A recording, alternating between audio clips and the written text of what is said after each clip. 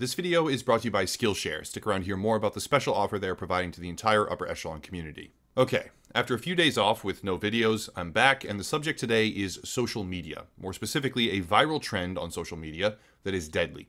Internet users in the modern age are almost certainly aware of challenges on websites like TikTok. I hate them, they're awful, but they're prolific and there's many of them. There are plenty of examples where some sort of prank or activity goes viral in a certain circle, people begin to replicate that behavior, and some of them eventually get injured. There was the Tide Pod challenge where you just ate toxic chemicals because modern day youth are completely insane. There was a penny challenge where you had to insert a penny behind a live electrical socket, I think it was. That one started fires and got people shocked. There was the fire challenge where people quite literally just lit themselves on fire and then tried to put it out. That one was insane. And there have been a multitude of other idiotic trends where people either do dangerous things themselves or do dangerous things to others for the sake of a challenge. That's already a problem. I've spoken in the past about my acute dislike of the social media platform TikTok, and it's not a coincidence that many of these challenges and behaviors replicate and spread using that profoundly toxic platform. But today I'm not even talking about a challenge. I'm talking about a viral trend of DIY crafts and projects. Typically, after looking into maybe half a dozen of the more dangerous social media trends and challenges that I could find, there are maybe a couple instances of severe hospitalization when one of these idiotic challenges crops up. I won't discuss specifics, I'm not trying to make the video overly graphic or shocking, but when an idiotic or dangerous challenge appears, it will cause minor injuries to a lot of people, major injuries to a few, and very rarely, on occasion, in the most extreme circumstances, it will be fatal for someone. Obviously that's very bad, yes, but when considering the fact that these challenges live and die in a short span of time, no one is really entertaining the idea of a Tide Pod challenge anymore, just as an example. When considering the lifespan, there is a hidden monster here that only recently began coming to the surface. That monster is Fractal Wood Burning, otherwise known as Lichtenberg Burning. It has a few other names as well, but those are the most common. Fractal wood burning is actually rather fascinating in a way, and involves huge amounts of electricity being pumped through a piece of wood, which has been coated with a specific liquid solution. I'm not here to describe how to do this because you shouldn't fucking do it, so I'm not going to discuss specifics on this. Fractal wood burning is viral right now. Some of the top videos for it on TikTok and YouTube Shorts as well have over 20 million views individually, and there is no shortage whatsoever of people showcasing the artwork that they have made while doing this, as well as people trying it out for themselves. The patterns are intriguing. The process is visually unique. It's very unique, in fact, and some people increase the desire further by pouring in colored epoxy and turning these burnt pieces of wood into something beautiful. It sounds cool, it looks cool, and it can very, very easily kill you. Before going further, this video is brought to you by Skillshare. Skillshare is a massive and growing online learning community that is built by and for all of its users. One of the immediate best things that I always like to mention is there are no ads in any of the classes. Ads are obviously a staple on YouTube. I use them all the time. They support me, part of my livelihood, but with Skillshare, you aren't going to be served any advertisements, and you can just go at your own pace without any added interruptions. For me, descriptive writing classes are proving to be rather interesting. I just completed one called Crafting Vivid Immersive Scenes by Kathy Fish, and this kind of writing skill set is ideally going to help enhance the quality and scripted narratives of my YouTube videos. It's not the only class that I've watched in this category recently, but it's one that stood out to me after completion. Skillshare is created for all brackets of skill. You can be a hobbyist, amateur, or even professional who finds value because it allows people with real experience to communicate that experience in a helpful way. And when you join, you can even try out a Skillshare Live class, which adds a new dynamic layer to the online learning experience. The first 1,000 of my subscribers to click the link down below in the description will get a 1-month completely free trial of Skillshare so you can start exploring right now. Again, the link down below in the description will give the first 1,000 users a 1-month free trial so they can explore the site today. Big thank you to Skillshare for sponsoring the channel. Okay, having established what we are talking about, we need to realize something about the DIY, do-it-yourself, cottage industry on YouTube. Nowadays, YouTube and other social media have become a pipeline of ideas. You can see a quirky trend for how to make a basket or anything like that, and then copy it. You can look up a tutorial on how to replace your kitchen sink and possibly do it yourself, and someone will give you advice. You can find any number of people who provide extensive advice on pretty much any topic you can think of right now, but not all of that advice is actually good. Funnily enough, the dislike bar was a fairly good indicator in the do-it-yourself category, at least, of what content was actually useful and what content was bad or dangerous. YouTube got rid of that shit for no good reason, so tough luck there. A large percentage of the do-it-yourself homemade arts and crafts or cool projects are motivated by one thing only: AdSense. These videos are not altruistic, they're not there to actually help you with anything, they are there purely to get views. Obviously, a good chunk of the content really is there to help, but when discussing the most popular channels, at least, that have basically mechanized the format for maximum growth and viewership, yeah, it's not about helping, it's about attracting eyeballs. A great example of this would be the massive network of channels called 5-Minute Crafts.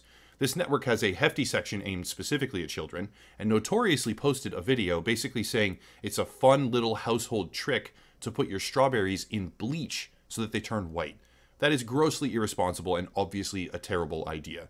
I don't know if anyone actually did this and then ate them, but it's very possible. And the main point here is that these videos are not there to actually help anyone. They're there to maximize revenue. So why does this matter for fractal wood burning? Simply put, social media platforms and irresponsible influencers, especially, are broadcasting this technique to a massive audience, while at the same time, the American Association of Woodturners has literally banned the technique from all of its official events.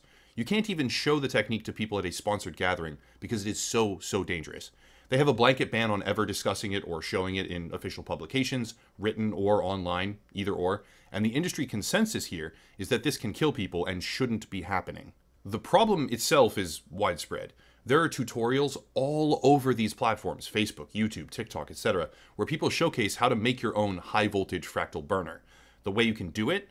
Cannibalize a microwave to get one of the most dangerous electrical devices that an average person can possibly get their hands on, with a goal of rewiring it, hooking it up, and then burning a piece of wood that has been covered in a conductive solution with fatal consequences if you make even the tiniest mistake.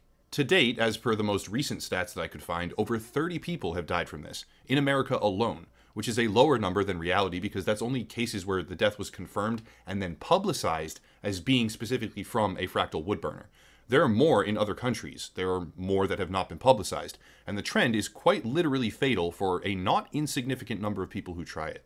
Here's the thing though, if that's all there was to the story, I don't know if I'd be covering it. Sure, it's massively viral and horrifyingly dangerous, but that by itself doesn't really round out a video. Well, this one is rounded out because YouTube is absolutely insane. A couple of weeks ago, a channel named How to Cook That with Anne Reardon posted a very well done video warning against this very same exact trend. That video went semi-viral and was gaining hundreds of thousands of views. What did YouTube do? Well, obviously, they took it down. Now, I do expect that this was an automated function. It has to be. I can't accept that they did this on purpose. That just wouldn't make any sense. However, videos getting that much traction that quickly are almost always viewed by a real person. The trending tab, just as an example, is curated specifically by humans, not algorithmic selection.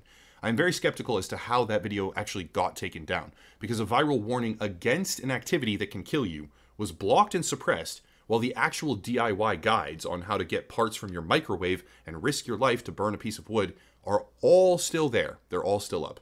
In the time since, I believe the issue was rectified, but that came after a significant outcry on social media, because the situation was so absurd. Let me put this in perspective here. Using a microwave transformer multiplies the power output from a standard electrical socket. You aren't getting shocked, you're getting lasered by a current that is, I don't even actually know specifically, but many times more powerful than the threshold where it will stop your heart. Wood itself isn't an exceptionally conductive material. In fact, wood is often used as an insulator, and yet this process is utilizing a charge that is so strong it can electrify the wood across a long surface area because it is producing something like 2,000 volts, whereas your standard electric socket is a little over 100. I think it's 120. Most people in my audience are over 18. The majority are actually in their 30s, so I can safely assume nearly everyone knows what a breaker box is. That box downstairs, usually in the basement, where you have to go flip one of the switches back on when you plug too many things in or something like that. Yeah, that box doesn't do that when you are DIY modding a microwave transformer. If you get shocked, you seize up, and the power stays on. It's actually very graphic to go into details on precisely how this machine will affect your body, but the short version is that this is the most dangerous social media trend I have ever seen in my life, without question. All of these videos, TikTok, YouTube Shorts, you name it, millions of views, actually hundreds of millions of views in totality, these people are a fraction of an inch away from being dead. That cool looking piece of wood, yeah, that piece of wood was paid for by risking your life in a very real, very immediate and material way. For anyone who somehow hasn't gotten the message on this just yet, I'll do one final comparison. Fractal burning, with a microwave transformer specifically, is roughly 2,000 volts. That is equivalent, literally the same, as the electric chair. To get that cool little wood pattern that some piece of shit on TikTok showed you, you will need to make yourself a homemade electric chair, just handheld in this case, which has been deemed as inhumane in all but a handful of the 50 states. You'll be using something that is on par with a device meant for execution because you want to burn a pattern into a 2x4. Think about that. Fractal burning is not alone in this category of dangerous household hacks or DIY tricks that have gone viral and are actually a lot worse than people think, but it seems to be the leader of the pack by far right now, as it gains widespread traction. Videos of people doing it go viral all across social media, and people replicate this behavior in tons of videos without the knowledge that this is quite possibly going to be fatal.